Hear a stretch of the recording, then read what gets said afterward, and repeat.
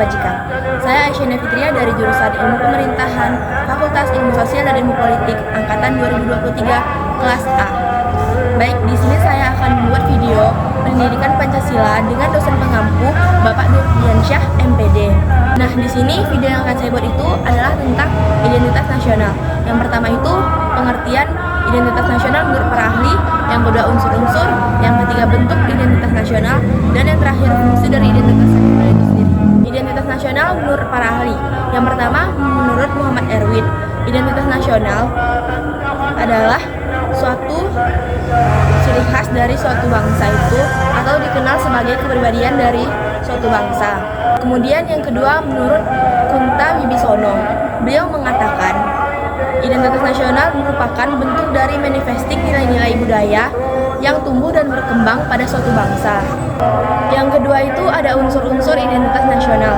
Unsur-unsurnya yang pertama itu seperti suku, yang kedua bangsa, yang ketiga agama, yang keempat kebudayaan, dan yang terakhir adalah ciri khas dari identitas itu sendiri, yaitu kepulauan. Identitas nasional itu sendiri merupakan jati diri dari suatu bangsa yang mana itu membedakannya dengan bangsa lainnya. Yang ketiga, bentuk-bentuk dari identitas nasional. Yang pertama itu adalah bendera negara. Bendera negara Indonesia itu yaitu merah putih. Yang kedua, bahasa nasional. Bahasa nasional Indonesia adalah bahasa Indonesia. Yang ketiga, lambang dan simbol negara yaitu burung Garuda. Yang keempat, lagu kebangsaan yaitu lagu Indonesia Raya. Dan yang terakhir itu agama. Agama yang diakui di Indonesia itu ada 6.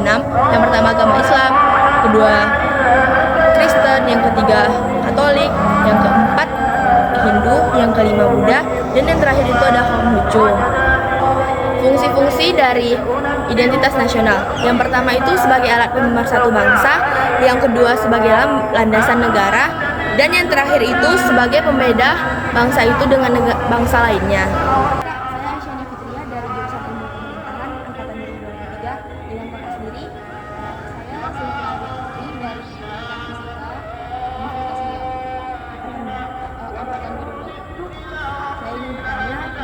Bagaimana cara melestarikan identitas nasional di era globalisasi saat ini?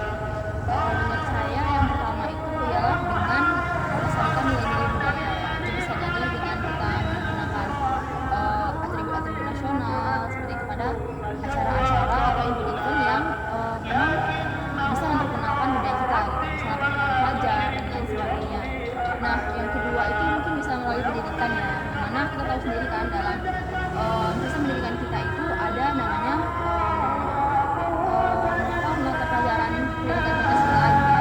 Itu bisa juga untuk melestarikan identitas nasional pada generasi kita selanjutnya.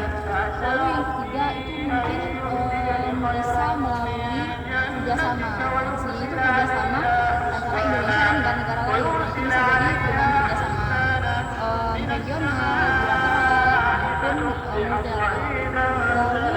Lalu yang keempat itu mungkin menurut saya dengan ini ya kepribadian kita gitu. Dengan kita tidak menutup diri, kita membuka diri nih dengan arus globalisasi saat ini gitu kan. Dengan juga nilai budayanya ada yang dikenal juga. Nah, di sini itu tidak menutup diri, artinya kita tuh walaupun di dalam daerah-daerah terpencil gitu ya, kita tuh juga tetap menerima nilai-nilai budaya kita gitu, nggak hanya fokus pada adat-adat yang ada di daerah terpencil kita. Nah, terus yang terakhir itu mungkin bisa melalui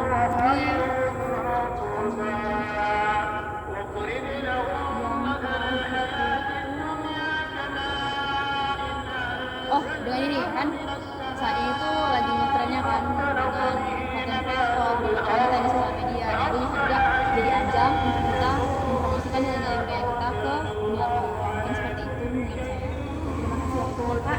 Akhirnya wawancara saya dengan salah satu cutting di Universitas Riau untuk menandakan akhir dari video saya. Sekian video ini saya sampaikan. Bila ada kesalahan kata mohon dimaafkan. Wassalamualaikum warahmatullahi wabarakatuh.